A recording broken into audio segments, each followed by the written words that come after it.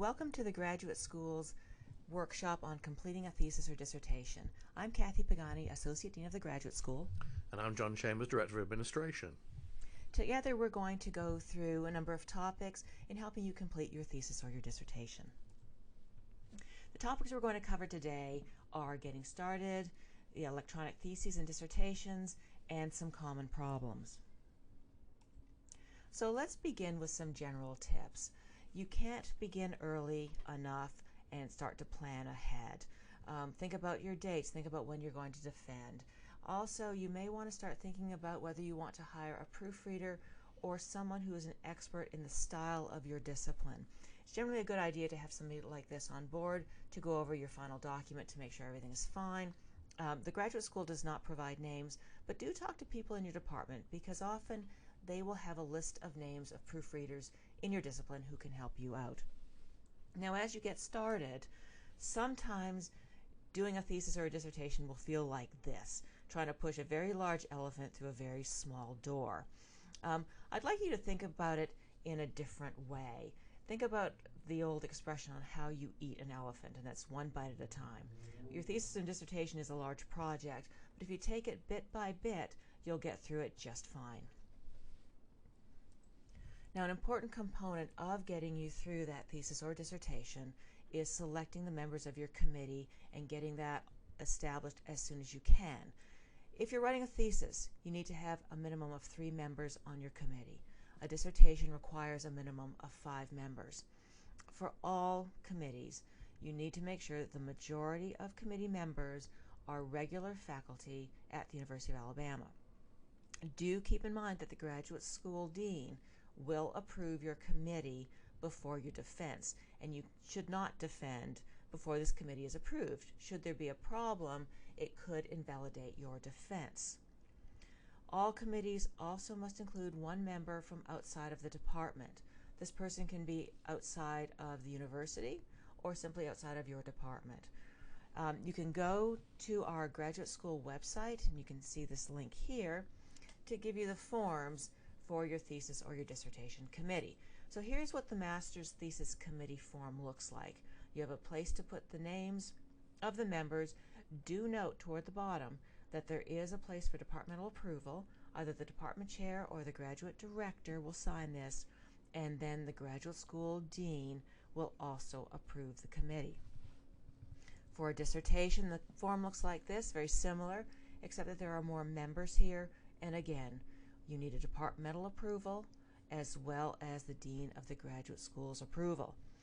Now, part of selecting committee members and just making sure everything is okay is making sure that all committee members have graduate faculty status at the University of Alabama.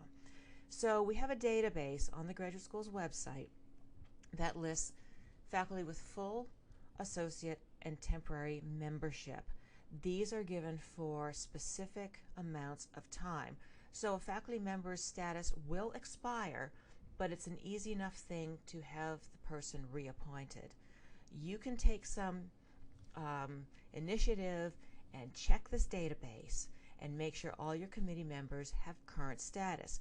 If you see that someone is going to expire soon or that they have expired, you can approach that faculty member, let them know, and they will go to their department chair to get their status renewed.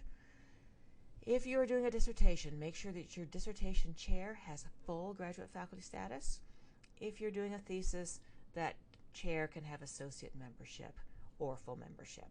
The dean of the graduate school can award temporary graduate faculty status to someone who is coming from outside of the University of Alabama. If you're working with human subjects or animal subjects, please be sure you get Institutional Review Board, IRB, approval before you begin your research. This is crucial. This is a compliance issue. This is not a graduate school rule. If you start your research before you get approval, your research may be deemed invalid and you will have to start again. Now, the IRB certification there are some websites you can go to help you with this. You can check the IRB's website itself. They also provide some seminars for you to understand what you need to do. But you have to get certification, and this certificate must be included in your final thesis or dissertation. So don't let this go. Do it before you start your research. Consult your faculty, consult your department. They can help give you a little bit of guidance on this. Thank you, Kathy. I'm now going to talk a little bit about some of the copyright and publishing terms and issues that you're going to come across. Basically, there are two types of publishing options that you'll see available to you.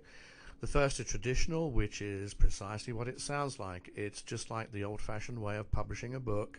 If anyone wishes to actually access your research, they have to buy the book and they'll pay you a royalty, which is great.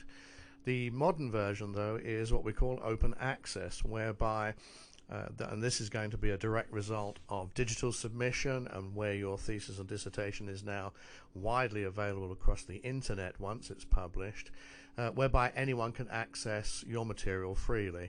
And here at UA, we do encourage the open access option. We want to have as broad and as wide a dissemination of our research from our students and our faculty to as many different people. So we encourage that.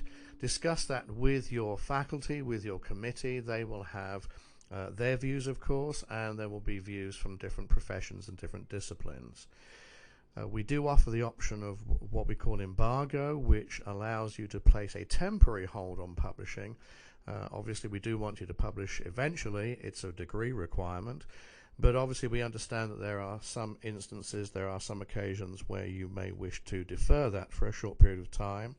We will allow you to select an embargo period of 6 months, 1 year, 2 years, or 5 years. That is the maximum. But if you do wish to extend one of those embargo periods, you need to write to the graduate school formally before the expiration of the current embargo and make the request for the particular extension. We won't allow an extension of more than 3 times. Also, in conjunction with copyright and publishing, you need to think about what you're going to be doing in the future, the next steps you're going to be doing after you graduate, looking ahead to perhaps another book publication or publication of some of your material in journals, carrying on the research that you've already started in your thesis or dissertation. So it's important to contact any potential publishers to find out what their attitude is towards the different publishing options. For example, some of the publishers do say that if the material has already been put out there on the internet via a thesis or dissertation, they may view that as pre-published and may not look at your material. But that tends to be very, very, very few of the publishers. Most of the major ones actually have the opposite view. They take the view that any material that's out there is kind of like a teaser. It gives a little bit of information to the potential reader. And obviously the material that you're going to go on and publish in the future is going to develop on from the work you've done in your thesis or dissertation. It's not going to be identical. If you're in any doubt, there is a website that's listed here. Sherpa Romeo actually has a list of every single major global publishing company, and it shows their policies, and it's very easy. It's color-coded, and I believe that anyone that is green means that they will accept theses or dissertations. They won't treat them as pre-published material. So as we finish up getting started, what we'd like you to do is in the next few days start to think about the overall plan and your dates. Think about the defense of your proposal and the final defense meeting of your thesis or your dissertation. We can't stress strongly enough to set the date of the final defense at least 3 to 4 weeks before you need to have your document uploaded into ProQuest. Usually there are some changes that need to be done. There might be even just minor corrections in spelling or grammar, but these can take time. If there are any formatting changes, these can take time as well. Sometimes your thesis or dissertation committee will want to see the changes before they finally approve your document. So you want to factor in 3 or 4 weeks, so you've got some time, you can get things done, and you can submit your document online well in advance of the deadline. You do not want to miss the deadline. Be sure you consult your thesis or dissertation advisor as you're working on this.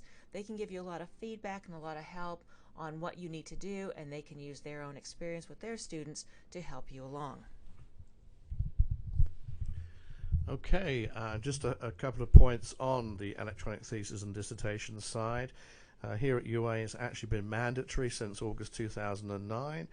We did have a short transitionary period, but everybody basically dived in feet first and converted straight away to electronic. It's to everyone's advantage. We've done away with expensive paper. It's much more secure and safe. We don't have boxes of paper lying around in people's offices waiting to catch fire. We can actually turn around the reviewing process much quicker than we could before.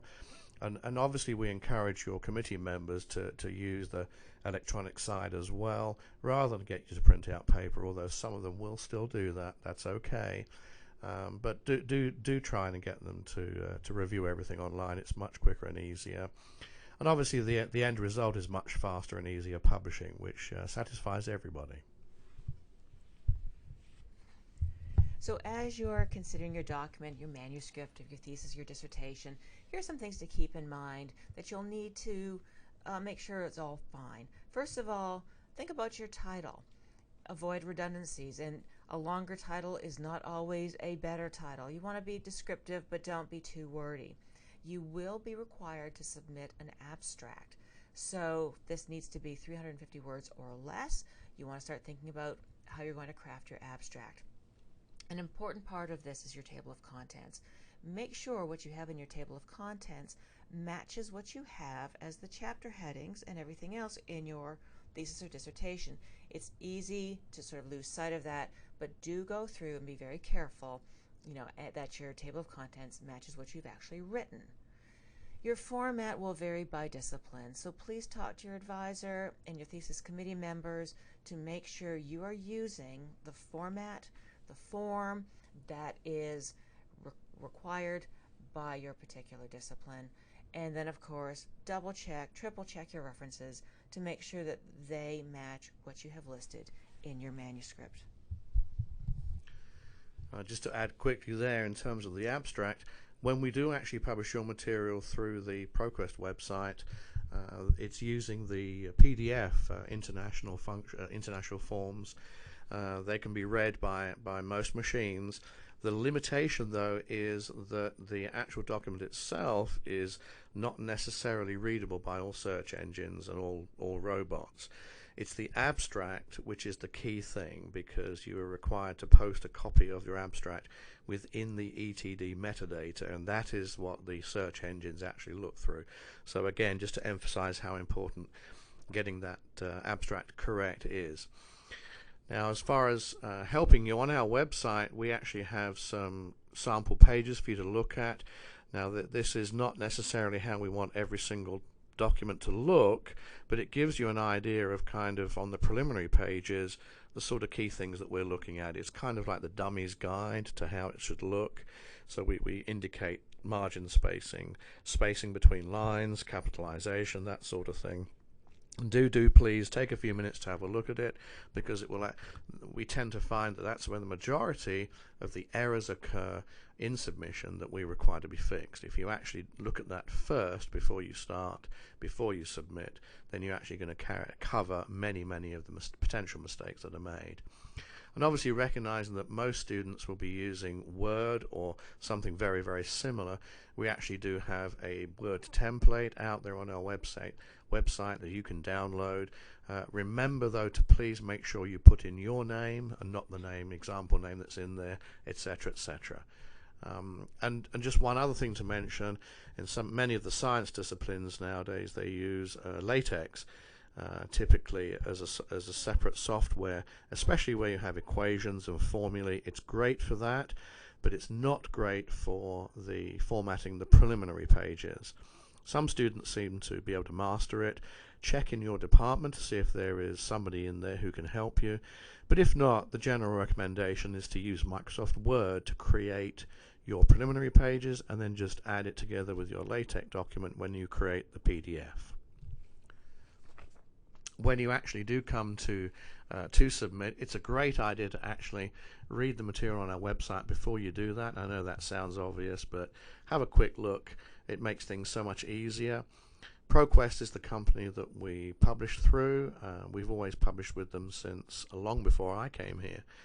When we had paper-based boxes, they now do everything for us in terms of providing the administration for the submission, helping us go through all the reviews and everything.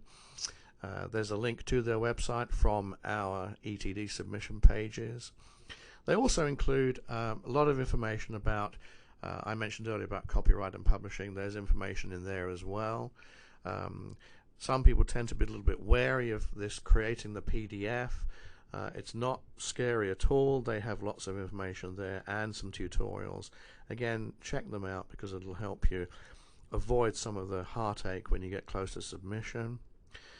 ProQuest also offer a service for ordering bound copies. As I said, we don't have anything that exists in paper form for the graduate school, but obviously you may wish to order some copies for you, your family, or even your department. Some of the departments require students to order a bound copy to present to them when they graduate, for the departments to keep in their own internal libraries.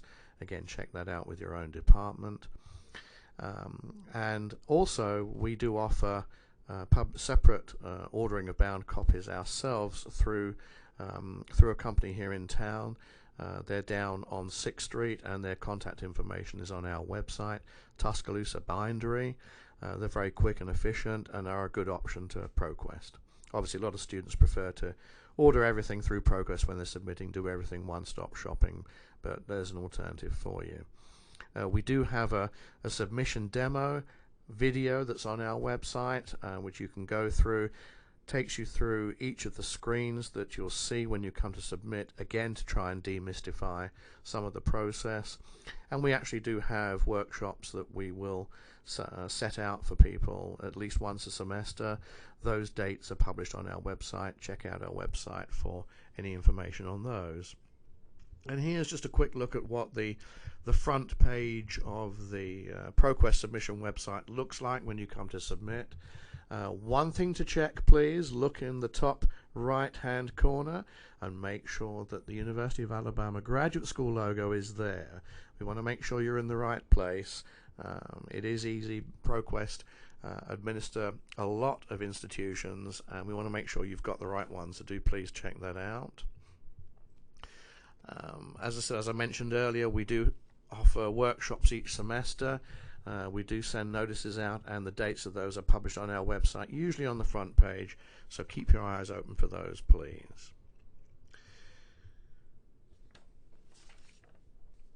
Okay, some of the submission steps. When you actually come to submit it, it's just like anything nowadays. You set up your own account with your own sign-on and password. Please don't forget the password. It's very difficult for us to access that account. That account is between you and ProQuest.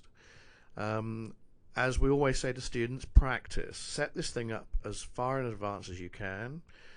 It won't expire, and you've got the opportunity to play with the thing and go through the whole submission process to work out where you think you're going to have the sticking points and where you need to go and get some additional information.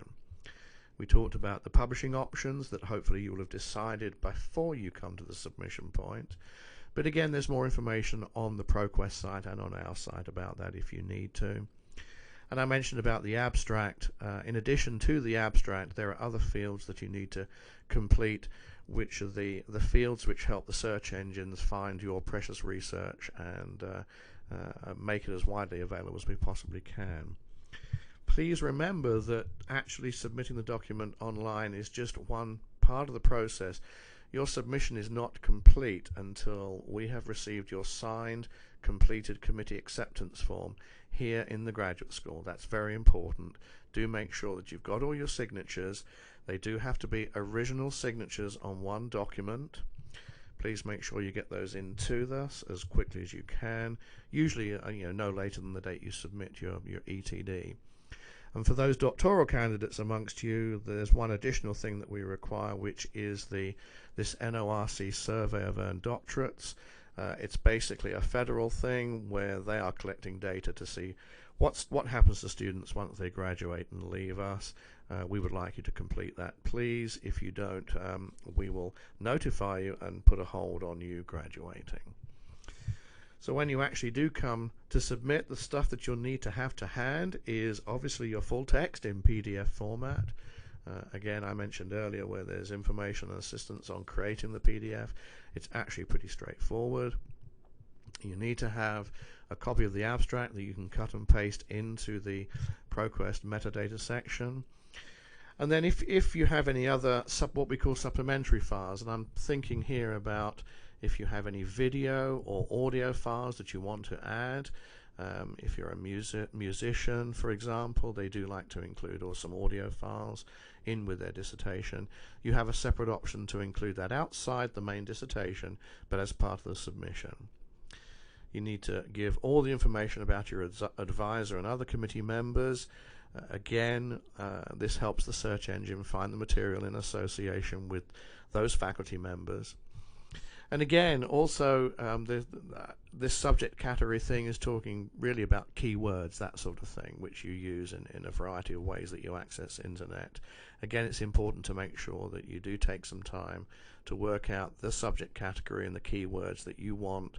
Think of it in terms of if you were looking for your research, trying to find out what would be the keywords that you would want to put in and look for. And then finally, in terms of the review and acceptance, the process here is you submit, ProQuest looks through and makes sure as far as the digital copy is concerned everything is complete and submitted properly. You will actually get an email from them confirming that, and then that material is then sent to us. We get an email telling us that it's been uploaded. We then conduct what we call an editorial review. It is not a proofread. You will have proofread that document before you submitted it. It is not our responsibility, it is your responsibility. But we will do an editorial review to look at the key areas to make sure that we have consistency throughout, that the overall appearance looks good. We will actually email you and come back to you if there are things that we want you to fix. And we're in no ways are we tyrannical about this. It is things that help to make the overall appearance look good, to improve it. We're not going to come back and measure all the margins and come back to you if you've got a margin that's 0.1 of an inch out or anything like that. It's important stuff. So do please take time to make those corrections and make them properly. And then once you've done those corrections, we'll do a final approval, and then we actually publish it. So we'd like to give you a heads up on some common problems that we run into. And you can go to the Graduate School's website under Student Guide to Preparing Electronic Theses and Dissertations for some of these. But first of all, as John just mentioned, be sure your committee acceptance form has original signatures on it. We will not accept a photocopied form. So it's a good idea at the time of your defense to have that form with you. It's a good time to have the committee members sign that form. You don't want to be chasing them down later on. Sometimes faculty are not always on campus when you need them. And they may hold that form until they see the final corrected version of your thesis or your dissertation. But a good idea is to have that form and get everybody to sign it when they are all together. The other common problem we see quite often is students confusing an article style document with journal format. So let me explain this to you. First of all, article style is for dissertations only. So if you're doing a thesis, this does not apply to you. An article style dissertation contains multiple studies, almost like single articles with an overarching theme to them, and only some departments do this. So you must check with your department to make sure that an article style dissertation will be accepted. Journal format is something quite different, and it applies to both theses and dissertations. And, simply put, it's writing your thesis or your dissertation in the style of an article that may appear in a journal in your field. It's a single study, one document, right, written in a journal format. We also want you to be careful about relying too much on your computer's spell checker, because the sentence that we have here, "do not trust your speller to find all your mistakes," will actually not pick up on these words. They're all spelled correctly, but the sentence makes absolutely no sense. So please read over very carefully, look at each word, make sure your spelling is okay. You may want to get a friend to look at it, or you may want to hire a proofreader as well. You want to make sure your grammar is correct. So this is an actual piece of writing from a dissertation. Marketing are bad for brand big and small. You know what I am saying? It is no wondering that advertisings are bad for company in America, Chicago, and Germany. In something like this, check for grammar, check for your English style. We will turn this back if your English grammar is not up to the University of Alabama standards. Also, it's surprising the difference that one comma can make. The difference in the sentences of let's eat grandma or let's eat grandma. So do look at every single sentence. We can't stress this enough. And it really is a good idea to get someone who has not been reading your dissertation or thesis to look at it with fresh eyes to catch some of these mistakes. And do know that most spell checkers and grammar checkers will identify 2 problems or fewer. So it really is up to you and your proofreader to make sure that everything is done well.